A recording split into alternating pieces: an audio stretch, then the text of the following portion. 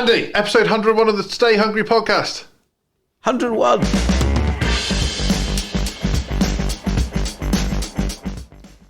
My favourite number. Really? Yeah.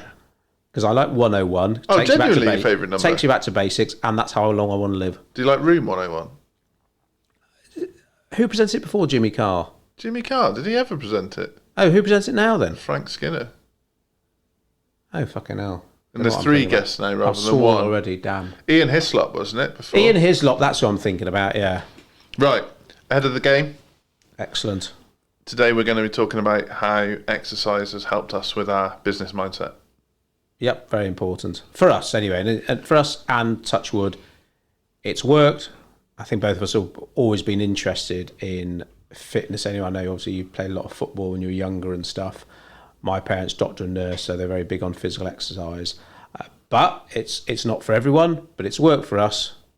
And so we're going to carry on doing it. And to be honest, would you say that most of the successful entrepreneurs that you look up to, they seem pretty trim, shall we say? Not Warren Buffett, but he's I was going to 90. say Steve Wozniak. Well, it'd be Steve Jobs, wouldn't it, really? Oh, would it? Well, he's the techie, wasn't he? Well, so am I.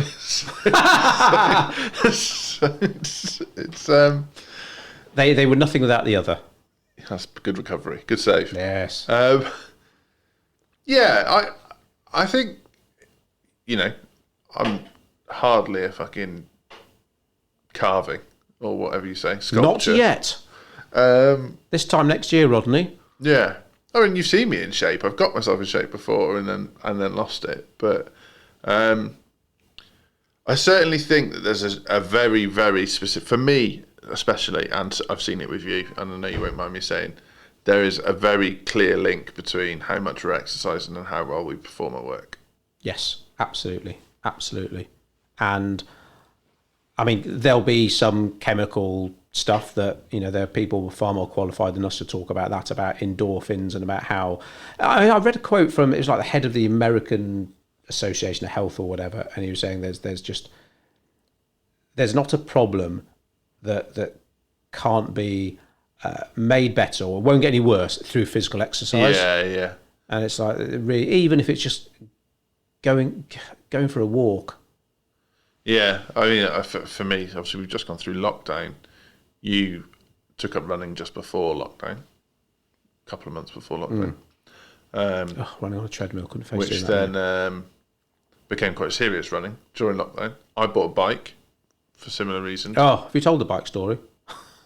What's the bike story? Well, didn't you have to get it redelivered 50 times, or it was late coming No, and then it came broken? Very late coming, but I don't think that was unusual during lockdown. I think bikes were and then it wasn't scarce commodity. It was broken, wasn't it? But I had to spend more on it than I wanted to. It came and it was broke, so then I'd take it to a different bike shop to pay for a brand new bike to be put right. And the original bike shop have still not got back to me. Really? Wow, there we go. We should do a podcast about shoddy service.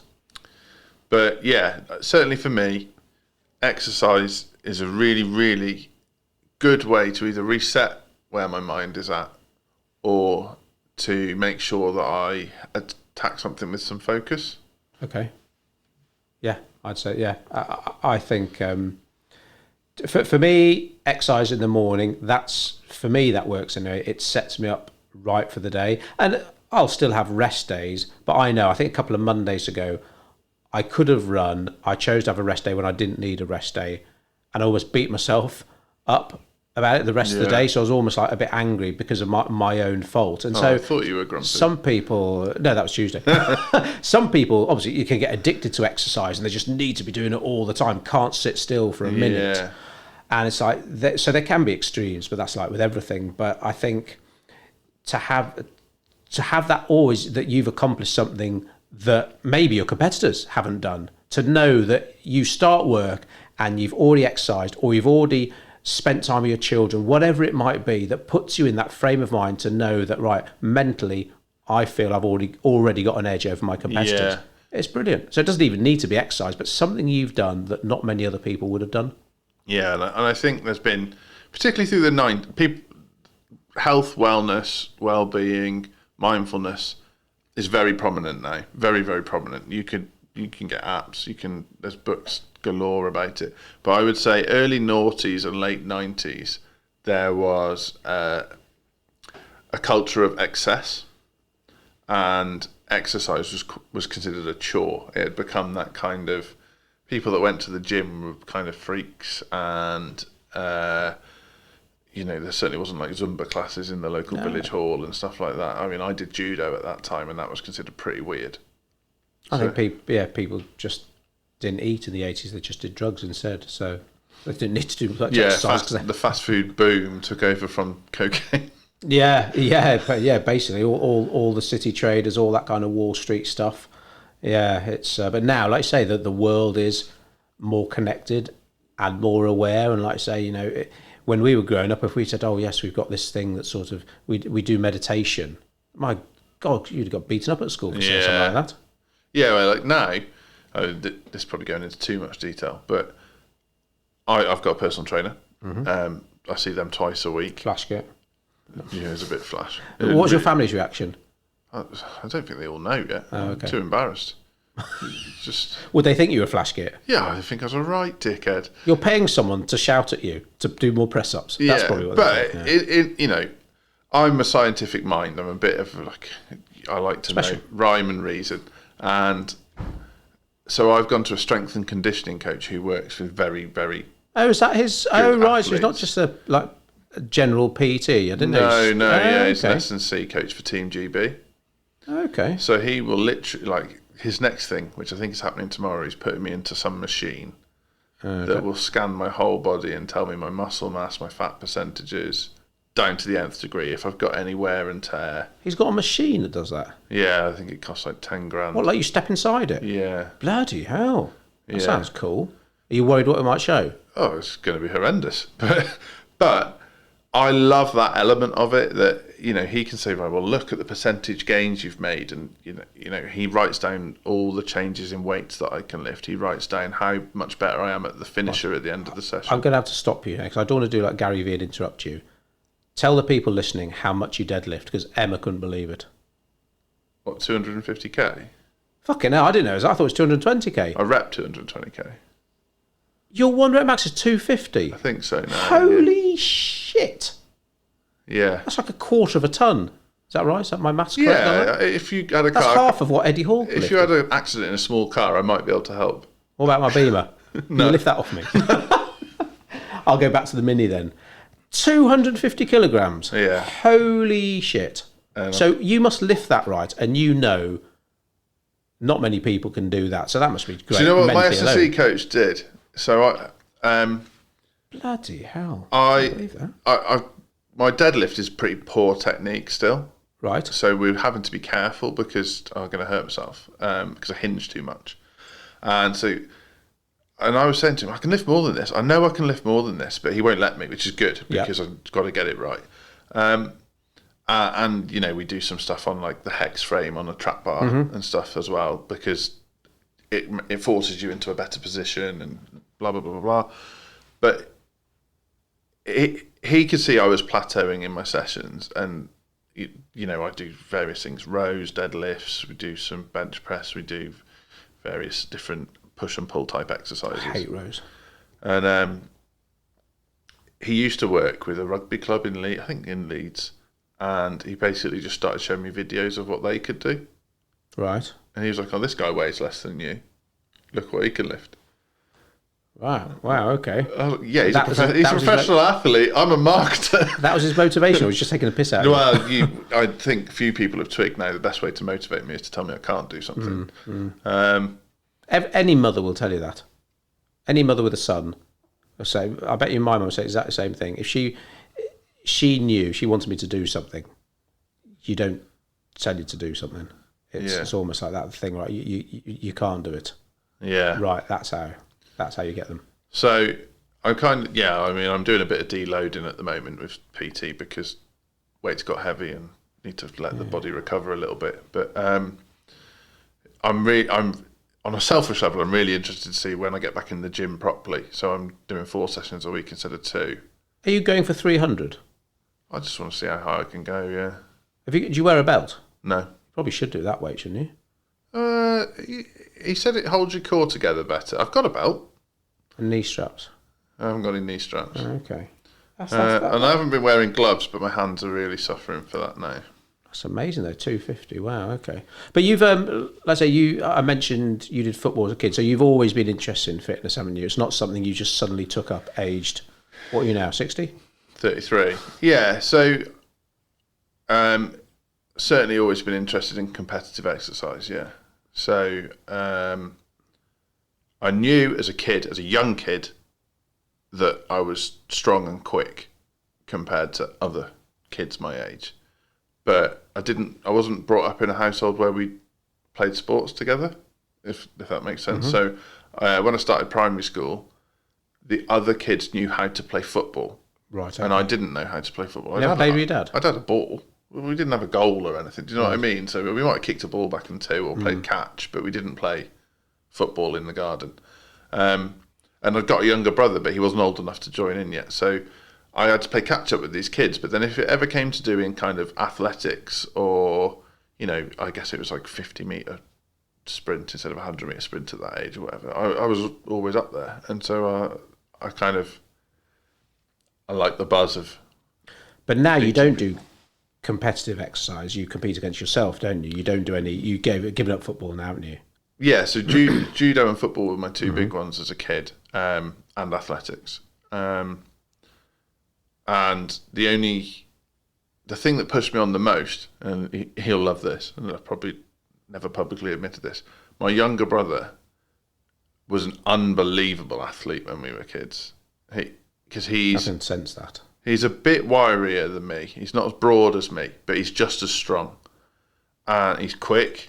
And he's quick-minded as well, which in sport is obviously... So he was a brilliant goalkeeper. So he sometimes would play with our age group, and he was 3 years younger. Right.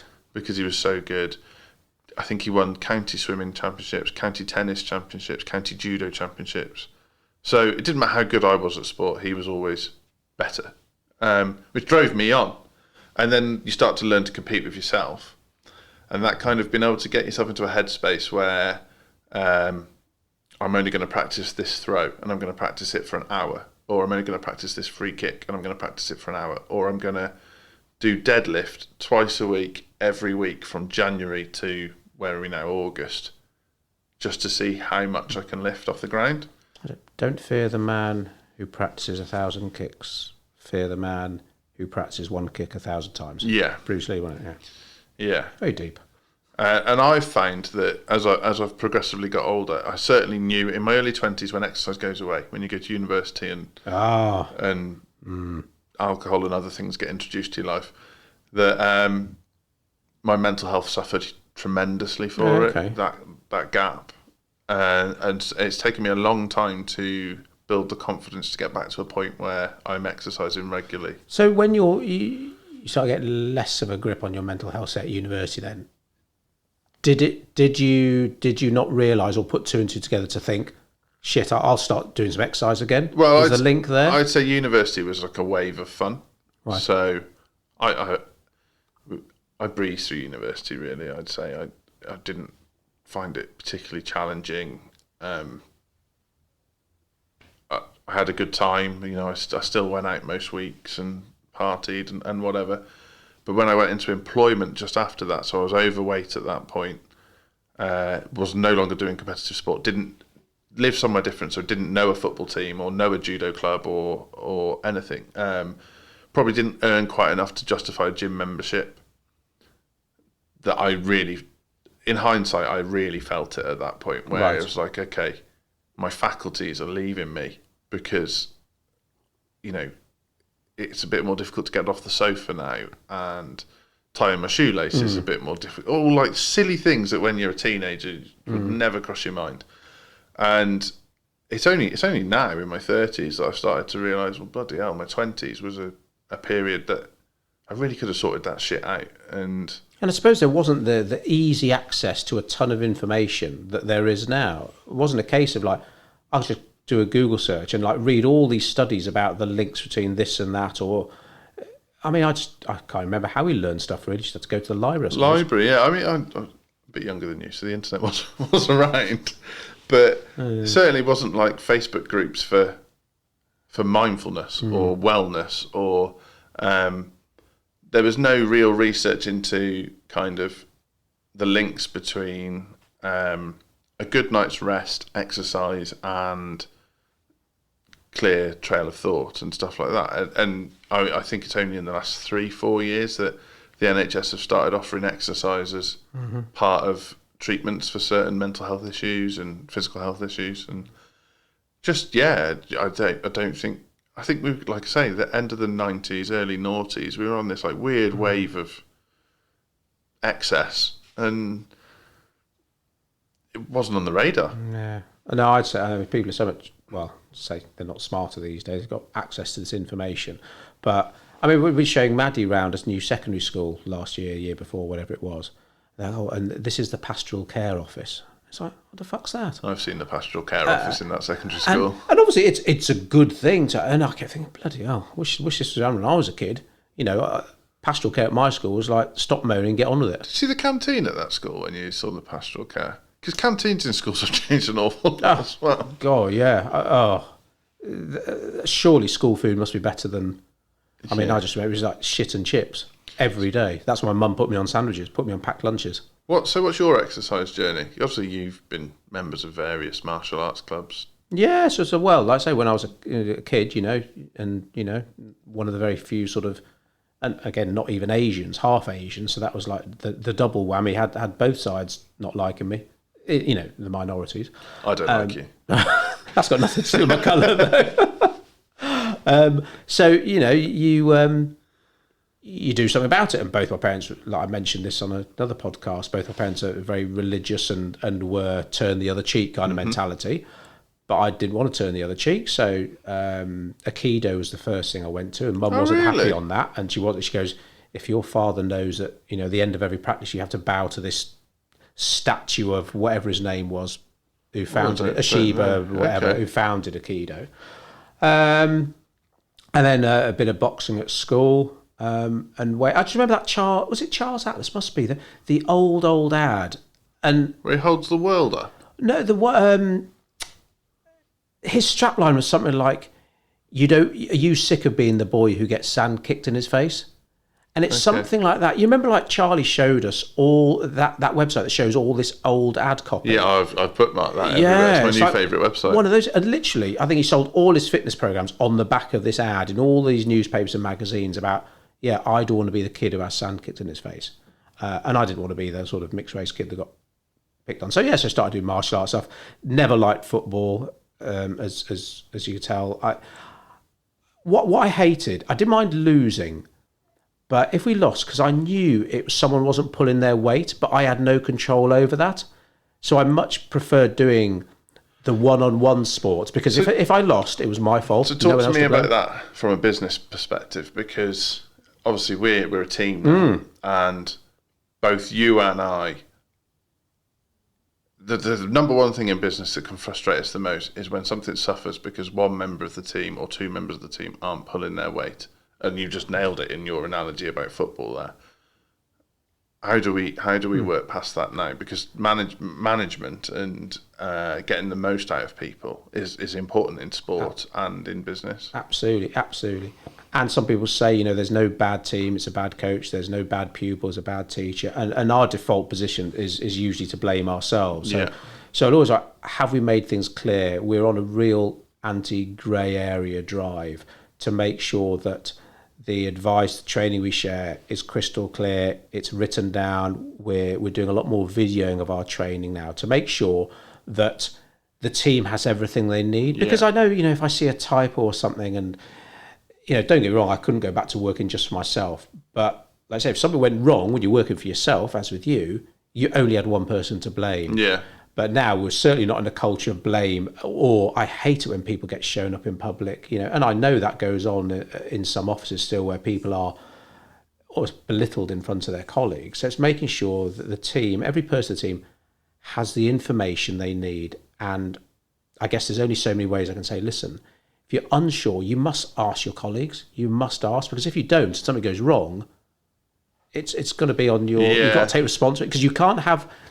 I want to empower our team, but I also make it clear, again, without sounding like Uncle Ben, if you want that power, you've got to accept the responsibility. Yeah. You So can't have both. I had dinner last night with Can't have one or the other. someone who works in another marketing agency. So they're never going to be competing with us. They're in like a private company.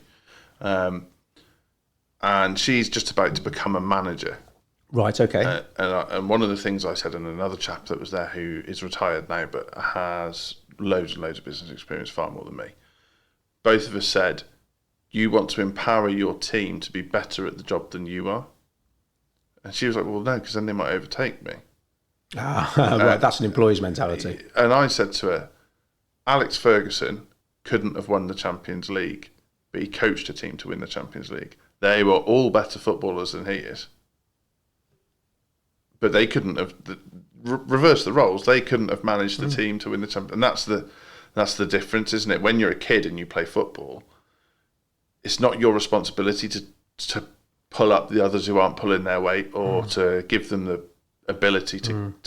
But when you get into a business environment, or when you're the PE teacher or whatever, it's about empowering that team to collectively be better than the sum of its parts. And that's a really, really important mindset thing in business that really does relate to sport, that actually individually all of the Man United players are very, very good footballers, but collectively they should be better than the sum of their parts. Yeah, absolutely. It's like watching, pretty much any documentary you watch about Queen, about the band Queen, that, most people think about Freddie Mercury and can maybe forget how talented the other three were.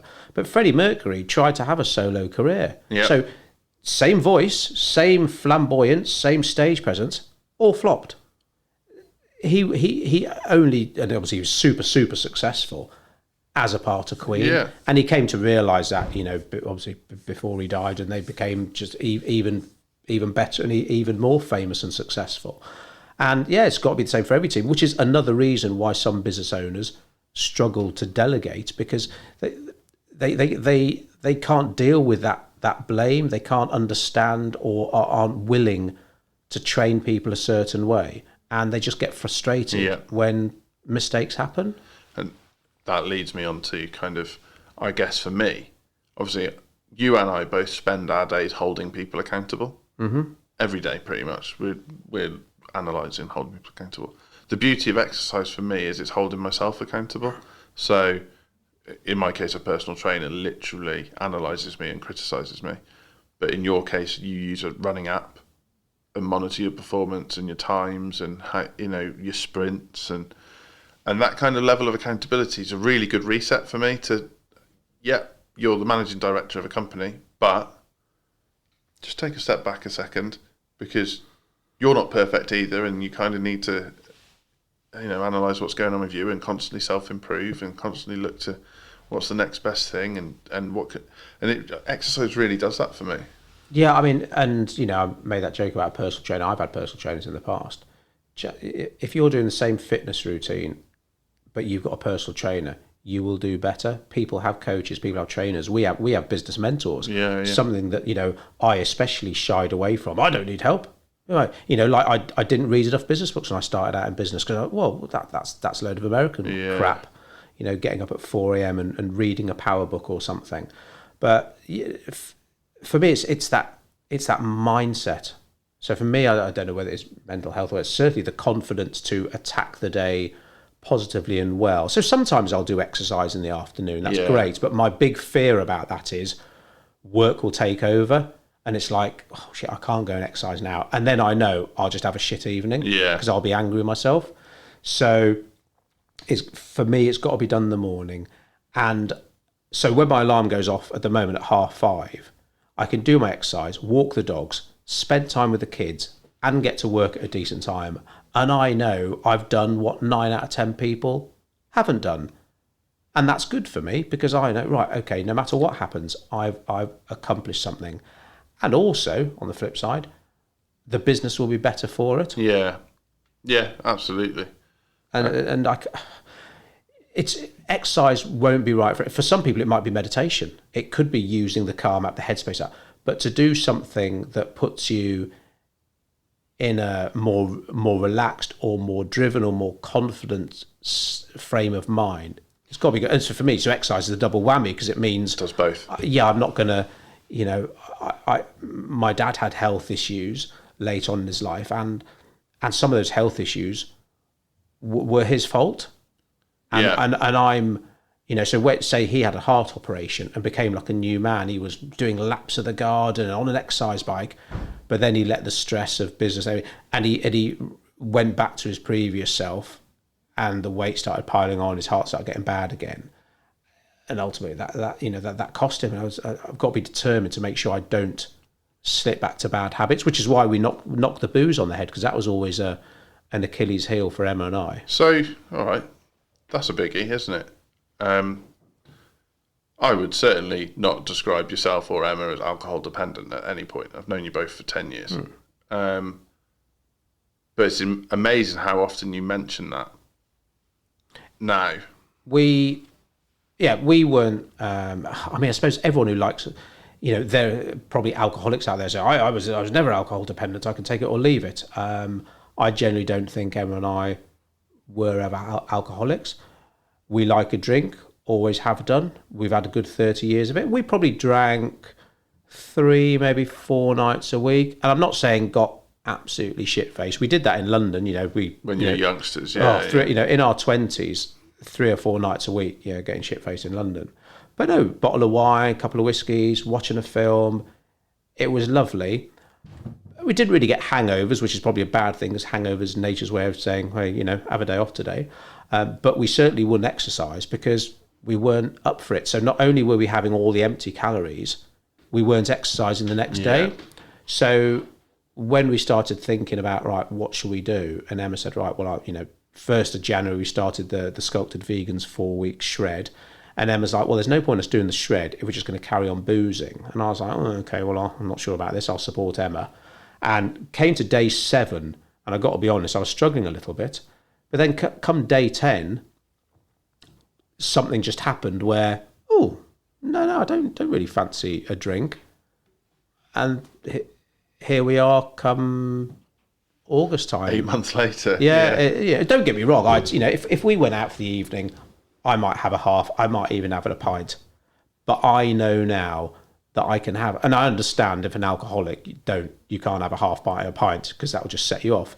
But I know I can. But I know we got some bubbles for lunch today, celebrating Emily's 2-year anniversary with us. So I'll probably have a glass. I might do, I might not. It's not a big part of my life where it was pretty big before. Yeah. And I don't think I'm any more miserable. Slightly more. You're pretty fucking miserable. Yeah, it's nothing to do with it.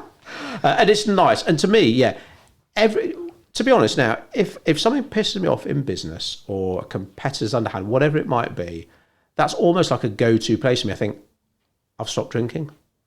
And straight away, that takes me to a good place. Yeah. Just like I ran 10K this morning. Yesterday, ran half marathon. There we go. I've got a place I can go back to. And it almost, for me anyway, resets me straight away that I've done something and I continue to do something. Yeah. And at some point, that'll probably wear off. The fact, I'm not drinking today. Well, okay, you haven't drunk for 30 years, Andy, get over it. But at the moment, it's still... It's that perspective. It's the change in perspective. That's a huge thing for me with exercise, is that it doesn't matter how bad my day is or how insurmountable some of the challenges we have in business can be. I can basically say, yeah, but I can pick up a shit ton of weight. And it's like, that's an achievement in itself for me. And it's not, I'm not competing against anyone else. There's people out there that weigh half what I weigh that can lift what I can lift. Maybe. But doubt it. But there's people out there that weigh 70 kilos that can lift what I can lift. And I'm significantly heavier than that. But it's just that whole thing of, it doesn't matter what's going on in your life. For me, and it sounds similar for you, when you're picking up something that heavy, you can't think about anything else.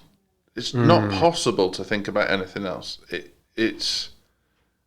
And so that break from reality and that kind of change in perspective, and then you put it down, and I'll be completely blunt, your first thought when you put that kind of weight down is, thank fuck for that, I'm still alive.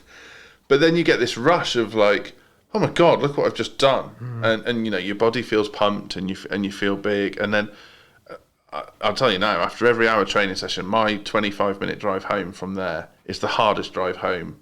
Wow. I'm not sure I should be on the road. And it takes me probably another hour and a half to recover at home. But then that evening, I mean, my wife will say she much prefers me on days I've been training than days I haven't. Yeah. There's got to be. There's probably an exercise for every person out there. I mean, some things are depending on your mobility and stuff, of course. But, you know, whether that's running, whether that's a martial art, whether that's picking up heavy things and putting them down again. Yoga, Tai Chi. Yoga. I mean, God, Emma loves yoga. You know, we used to do a bit of stretching and stuff, but, you know, we've done hot yoga. And there's something out, and I can only see it being of benefit. I just can't see how it would impact negatively upon a business owner's life and attitude, or in fact anyone. I suppose. Yeah, anyone. I mean, my brother, he has quite a stressful job. He's a fireman, so fire officer. No, what did you say? Not fire officer. What's it called? Firefighter. Firefighter. That's it. Yeah. So he's doing couch to 5K at the moment. No, is he? Because he could probably just run a marathon tomorrow, couldn't he? Yeah, but he's doing it with his partner, and they're building up, and then they're trying to do it properly so that you know, their joints and their muscles are acclimatized to it. I'm fairly sure he could. Couch to 5K is like one of the best things. If anyone's been thinking about running, but they hate running, they're shit at running, well, believe me, I've been there. I haven't run since school. I hated cross country at school. I always used to blame the genes. Let's say you don't find many Indian runners. And I couldn't think of anything worse. But then I got the couch to 5K to support Emma in her running journey. And now I'm able to do sort of half marathons with lots of moaning and aches and pains afterwards, of course, as you know. But is there anyone out there doing that kind of distance and not feeling it? Probably. She seemed all right when she did her half marathon. I don't know. But then she's the video, she looks pretty knackered. Yeah, I keep saying she's half my age. I keep blaming everything on age. But that's the rub, isn't it? If you push something to the point where it's difficult, where it's hard, that there is consequence. But that you kind of revel in the consequence. It's a shipping harbour is safe, but that's not what a ship is built for. I bloody ache today. But it's a bit perverse. But in your head, you're kind of like, yeah, but it's good, isn't it? Yeah, totally get you. And to do, I mean, like exercise is like business. There are going to be people that just leap in feet first, but 9 times out of 10, something bad will go wrong and it will implode. Start off smallly. Like, you don't just jump into a marathon. You do couch to 5K and work your way up. Like with a business, there will be some people that will take out a massive loan, invest everything into launching. But with marketing your business, you know, you start off and you build yourself up. The power of incremental gains are like massive. The similarities between exercise and business are just tons of them. Hey there, Evie at Codebreak here. Fancy top tips, marketing insights and awesomeness delivered directly to you? Sign up for the free Stay Hungry printed newsletter at codebreak.co.uk. Printed newsletter. Yeah, print is not dead, contrary to popular belief. So something you just mentioned, incremental gains, marginal gains. Marginal gains. Massive exercise and business. And it's... Cycling. God, can't wait. Tour de France starts on Saturday. But you think these people, they ride literally 3,000 miles, whatever it is, and the difference they in finish 20 seconds apart. Yeah. And when you look at the like the Olympic cycling in the velodrome, whatever you call it, you're talking about millimeters, hundredths of a second, thousandths of a second. What can I do to shave so I can cross the finish line 3 millimeters before ahead of the? It's like, oh my God, that level of detail would probably drive me crazy. But that, you know, the compound effect, that's got to be in my top 3 business recommended reads, I think. Just the power of little things done well consistently over time and building yourself up. Yeah. It's because I think a lot of people are scared to go to the gym, perhaps because they see all these big they think blokes they're competing against the other people there. And they're all going to be looking at me because I'm overweight or I can't lift anything or I look silly in my gym vest. I do, you know, I We've all felt that. God, yeah, absolutely. You know, absolutely. But that's maybe something where you've got to make that decision to, step into the gym. That can be an achievement in itself, like stepping on the mats. Yeah. For me, I knew the judo competitions, obviously I wanted to win, but if I didn't, I know that just stepping on the mat or going training is more than a lot of people could do. Yeah. And I take comfort in that, and that's why I try not to beat myself up too much about it. Yeah, no, both you and I have obviously stood opposite a competitor in a tournament, and there is not many feelings like that. No, that's that. I did one of our Marketing Monday videos. I talked about this at this judo competition where my first match, I had six fights that day, and I looked up at my opponent before we stood on the mat, and he was doing his gi up, his judo top. God, he was ripped. He had this six-pack, right? I lost the fight before I stepped on the mat. Yeah. And I got bronze that day, but this guy, he lost to two of the people who I beat. So the difference was between me winning bronze and winning gold was that psychology of thinking, oh, he's ripped, therefore he must be strong and better at judo than me. Where the Andy I know, which is probably post that event, you look at big marketing agencies now and quite like the idea of being the underdog. Yeah. And knocking them off their perch. Yeah, I'd say even 2 years ago, I'd have been probably intimidated. I'd never get complacent, absolutely, no matter whether it's a marketing freelancer I'm up against or a massive agency. I guess both of us might say, well, no wonder they charge what they charge, where we would never say that now.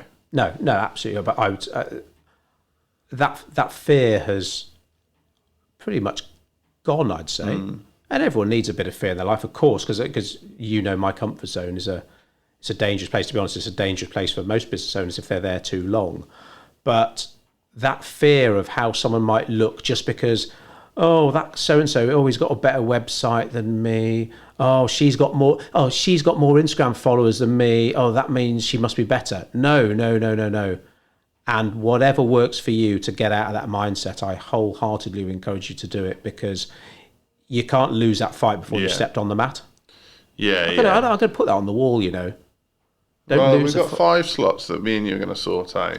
Don't lose a fight before you stepped on the mat. And that's a cool one. Andy Rowe.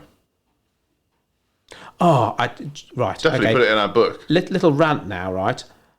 People who nick other people's quotes and put their own name to it. Or Someone done this recently? Oh, it's re-emerged on LinkedIn along with singing.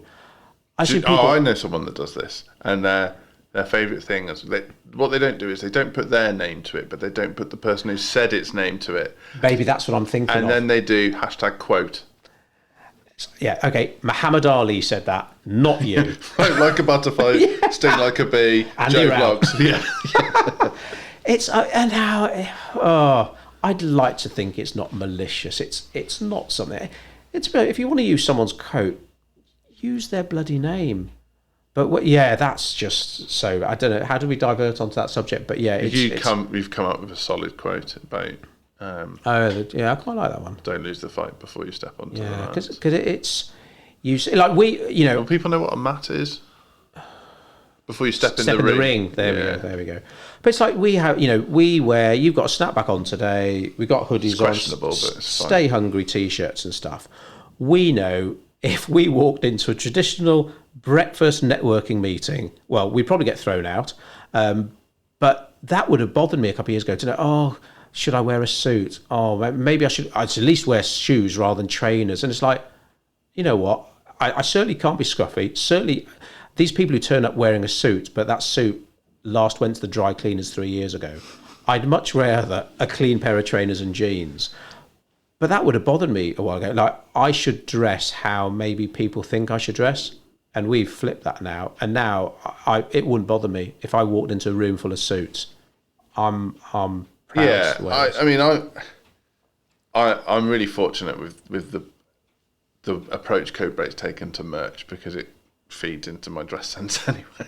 Basically, selfish, but also I basically want us to look like a marketing biker gang. I'm not afraid to broadcast that. I don't want to look like everybody else.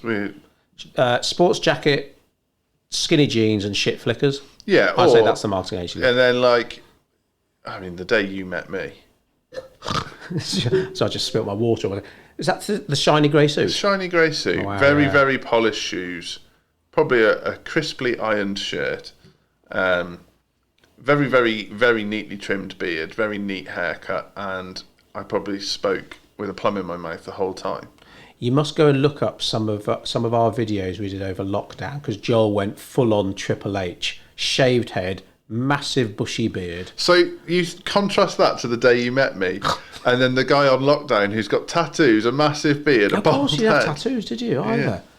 Wow. But I mean, that's it. There will be some people out there who only feel comfortable and professional in a suit, and that's fine. There are other people out there who want or need a work divide. This is my work clothes. I take it off and put my boxer shorts and bloody joggers on, slippers on. Yeah. Now I'm not in work mode. For me and you, business owners, we don't have that work-life divide. It's a balance. If I feel I have to switch off from work and now I'm in non-work mode, well, that must mean you don't really enjoy your work so much. Yeah, I do. I mean, I'm going to contradict you now. Never do that. Never do that. That's what exercise does for me. I agree with that. Yeah. Totally. Yeah. It lets me flick that switch to focus on something completely different, which then makes me better at work. Yeah, but you don't go home, take off your Stay Hungry T-shirt, and think, right, it's a slob out now. I'm not at work now. No, I told you about exercise. I think you asked me the other day about running. But I've got my music on, and if I'm getting a decent pace, I literally can't think about anything else. And everyone needs that. But for me, if it got to 5 o'clock, tools down, work suit off, and I'm just now going to spend the evening with them and not even think about work, well, that's not what It's not what you're about. No, of course, switching off exercise allows us to do that. But every now and then, I know if I'm looking at Facebook in the evening and see something work-related. Screenshot. Yeah, I'll screenshot. I'll make a note of it. I'll schedule it to go out workplace or whatever. But I'm cool with that, and that is not stress. That is not imposing upon my personal time. So that's something we've both got better at. Got better. I would say if I screenshotted something I was unhappy with in an evening, be it by us or by another company, it's only 18 months ago that we would have either emailed it to each other there and then, or... And ruined our evenings. Yeah, where now I can make a note of it and just put it to bed, and then it'll be something I'll look at the next day. We do tell the teams, ever good news though, I'll tell you, you come and bang on that door, you WhatsApp me, you text me, you send me a letter, I don't care. Always up for client wins, new business, anything like that. But no, if I see something, I will. It will wait till tomorrow, because you know how much time we've sacrificed for clients in terms of handling, not even emergencies, handling stuff they didn't want to do off the clock, and to be honest, we got some of that wrong. Not all of it. Some clients were totally appreciative of it, but others, when lockdown happened, they binned us like that.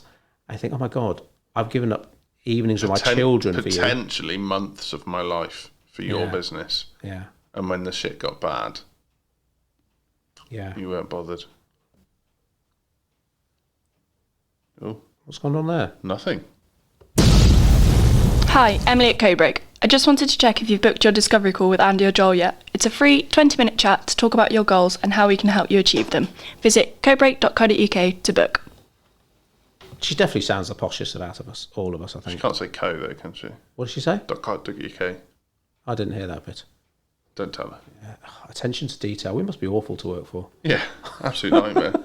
She can't say Emily when she answers the phone either, but I tell her that every day. Did she just say M? She says, hello, Emma speaking. Emma? She said Emma again. And obviously there's two Emmas in our business, so that's confusing in itself. Who's the second Emma? Your wife. Who's the first Emma? Well, sorry, Emily. I thought you meant Fake Emily. Yeah. We haven't grown to that size already that we've become the company who don't know what our staff are called. Does she say Emma, does she, when she answers the phone? Have you never noticed that? No. Don't listen to answer the phone, it'll drive you crazy. Oh, right, just say M. Cool. Okay, so right, exercise. What else? Because let's face it, we were a little bit worried about doing this because when you're a fan of exercise, you can become quite preachy, and we don't want people thinking, oh, he's telling me I need to go to the gym to sort my life out. Yeah, and it's not that, is it? It isn't. No. It isn't sort your life out territory. Do what you do. Do what you have to do to sort your life out. I guess This could be one of them. For a lot of business owners, the fear is that if you're not working, you're wasting time. Mm-hmm. And I'm here to dispel that myth that actually exercise, for me, is a really, really important part of my work performance. If you didn't make time for exercise, what would suffer in the business? So you'd be at the business more, okay, so that might be the perceived benefit. Well, instead of spending 2 hours at the gym, he's spending 2 hours more on his business. The business would be less efficient. Okay. Go on, explain. I'd be more into jobs that I shouldn't be in. Okay, it's Piggy. I'd probably be on top of the staff more than I should be. So there'd be more micromanagement. Don't want Joel on top of you. I'd be more stressed at work, which would mean that the general atmosphere would be counterproductive because people would be on edge. I sound like an ogre now, but I think you sound really shit. yeah. Okay. God, I don't want to work at Codebreak. But it sounds bloody awful. My thing's attention to detail, isn't it? So if I'm too busy focusing on all of that, I'm not empowering the team to do their thing. And the big thing for me is, a bit different to how you exercise in the morning before you come to work to set yourself up for the day. I deliberately use exercise to break up my day, to pull me away from the business to an extent. One of the many things I hugely admire about you is that you will go and exercise late afternoon or whatever, and you've never, as far as I know, missed exercise because work's taken over. I think I just end up being in the bloody office. But you would, based on my character, that's odd. You would think, because I very much can get dragged into things. You would think, but somehow I've managed to be strict about that. That's really good, because there's so many times I think, right, I'm going to go home early and see Emma. I'm going to go home at 2:00. I'm going home at 3:00, and then before you know it, it's 5:30. But now, because Holly, my youngest, she found it very difficult when we came back to the office after lockdown. She'd get really upset. So she knew I had to go back to the office, and she understood why. But we started doing this thing where she'd have her tea in the lounge and I'd sit with her and we'd watch part of a film. Yeah. And we started with the Harry Potter series. Then we did the Harry Potter series again. And then we've just finished the 3 Indiana Jones. Have we done the 4th? Oh, no, the There's no excuse for watching the 4th. When that first came out, I watched it. And like most people, I was disappointed. Never watched it again until this Christmas. And you know what? Really enjoyed it. It's pretty. It's not as good as the other 3, of course, but I still thought, fucking hell, this is really good. Enjoyed it. Anyway, so when I leave the house to come to work now, Holly says, "Will you be back for tea?" And I need to make sure I'm back, because Emma said there was a point last week where I didn't get back, and apparently Holly was really upset. And so last night we sat and we finished watching The Last Crusade, and she was sat there with her pasta carbonara. I was sat next to her, and we talked about Indiana Jones, and she was asking questions about Sean Connery and James Bond and all this stuff. And it was nice. And so I can make that commitment, but making that commitment to go to the gym, there'd probably be a bit of leeway for me. I don't have children, do I? You are free. No, but it's really good that you say, right, I'm going to go to the gym this afternoon, and you do. And that's fucking expensive. There we go. Back to the flash kit thing. Yeah. Well, no, you paid the coin. I needed a personal trainer that cost enough that it hurt. And that's holding myself accountable. Now, I'm certainly not. I'm not rolling in it. I just needed that situation where it's like, okay, I've paid for that, so if I don't go, it's going to hurt me. And to be honest, my wife's not going to be very happy either. This can lead. I'll tell you what I love about podcasts. It just lead on to so many other things. You said, right, so you've gone in with this personal trainer at a price point where it hurts a little bit. I'm comfortable, yeah. But it makes you use it. So basically, if this personal trainer was doing it for £5 an hour or whatever, he was the cheap end of the market, you'd be more tempted to skip a session because, well, it's only a £5. Or like, when people give stuff away for free, and sometimes obviously that can work, especially as a lead magnet kind of thing. But sometimes you've got to remember, people, they don't put a value on stuff. Yeah. If you're not confident to your price, they think, oh, well, all these personal trainers are £30 an hour. This guy's £10 an hour. Some people will think, oh, brilliant, I'll go to the £10 guy. But other people are like, hang on. Why is he £20 less than the other guys? He can't be as good. Yeah, exactly. And I think for me, that self-accountability is a really, really useful practice for exercise, for running the house, running the business, in the sense that if I'm going to the gym generally, there's far more chance I'm going to go to the gym if I arrange to meet someone else there and go and do some weights with them than there is if I'm just going to go on my own, because I know what my personality type is. If I know I need to do some exercise, better that I say to my mates, should we go and have a kickabout, than me go for a jog, because I don't like letting other people down. So you make it a verbal contract. Yeah. What do you call it? An upfront contract. Yeah. So that's you know what I'm like when I join a networking group. Chances are I will. Well, I've just won an attendance one. You've literally just won a prize, and you told me the other week when you did another podcast, you don't think you ever missed a lecture at university. Yeah, I didn't. And that's like, I told Emma that. She was like, oh my God, because I asked you how many lectures you had, and you were like 30 hours a week. I had periods at university where I had 4 to 5 hours lectures a week, and I still missed half of them. So that's that. I mean, that's amazing. I'd say you're probably the only student ever who's done that. It's weird though. It's brilliant though. Got your money's worth. Yeah, maybe. Yeah. But yeah, I just wouldn't not show up.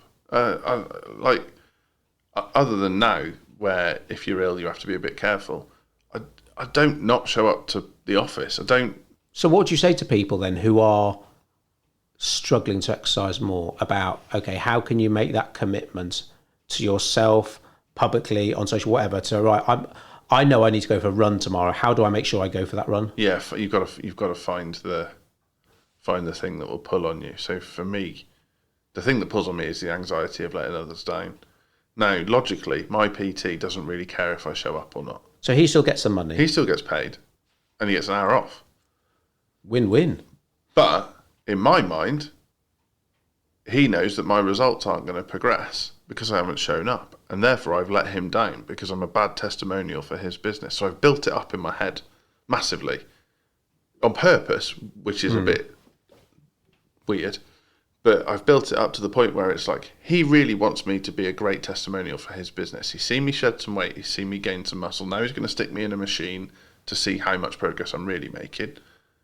If I don't show up, I'm letting him down, which is so a strange logic, but that's how I get myself motivated. Or my friends are arranging football at Power League on a Thursday. If I don't come, it'll be 5 players against 6.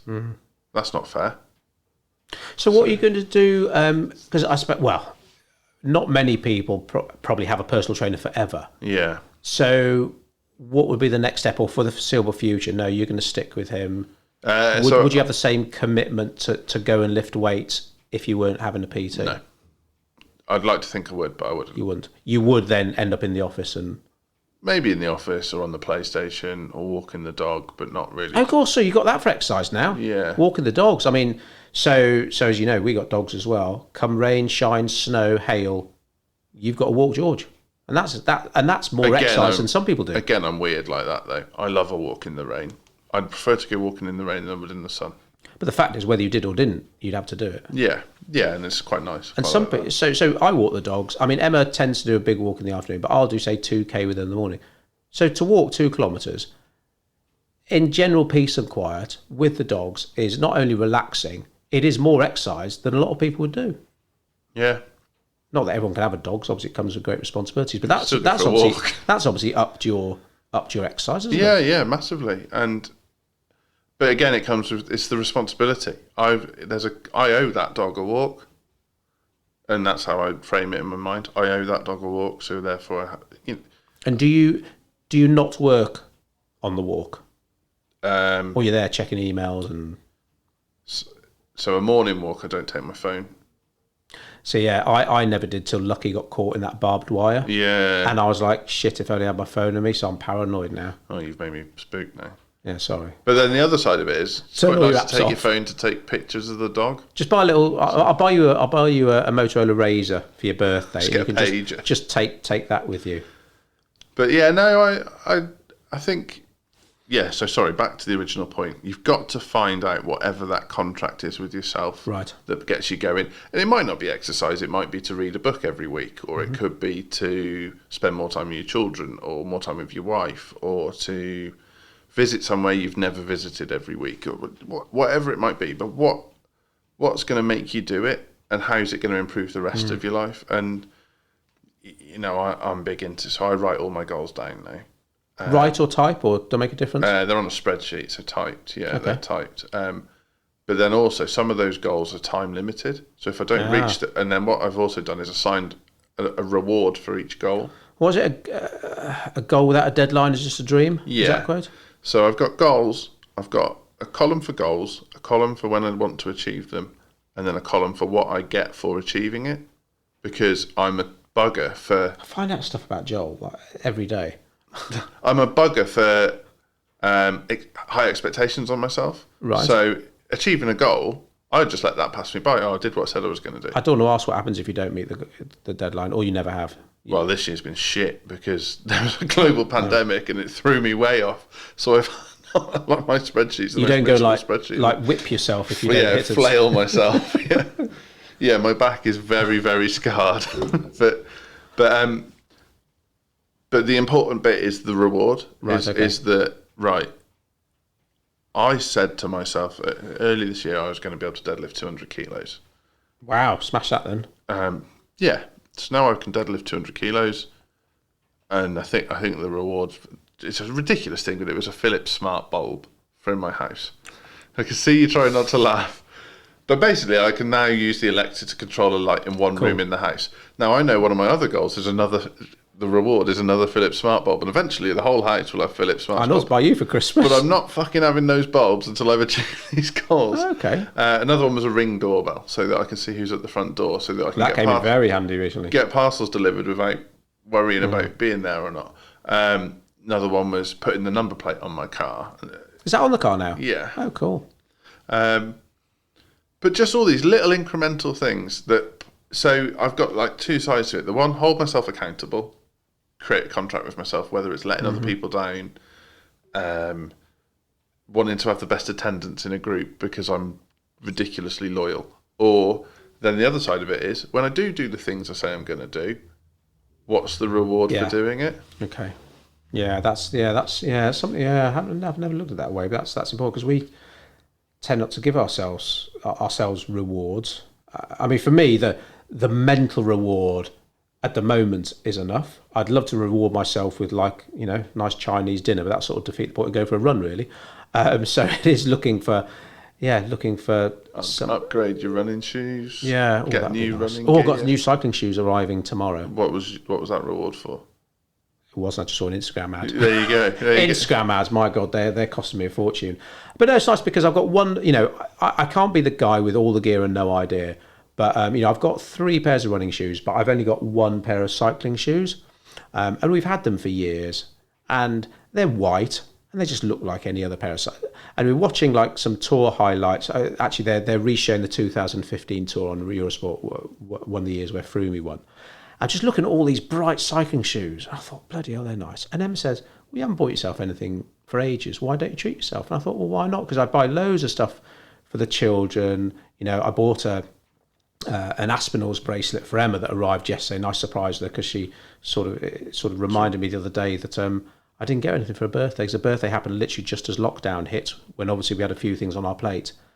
And to my shame, I just totally hadn't realised I hadn't got a birthday present. I'm going to have to put Emma's birthday in my diary and give you a nudge. Well, yeah. So she told me this like a few days ago, and I was mortified. I'd got her stuff from the girls, I remember that. And so I bought her this bracelet, so that arrived the other day. But generally speaking, I get more enjoyment spending it on the kids. But for me, my reward, I suppose it's never been financial, just like yours. That mindset stuff, and knowing that you haven't just gone for a little run, you just haven't lifted a little bit of weight. You've done something that not many other people can do. Yeah. And whether that's right or wrong, that's good for me, because again, I can't lose another fight before I've stepped on the mat. Yeah. Awesome. Nice.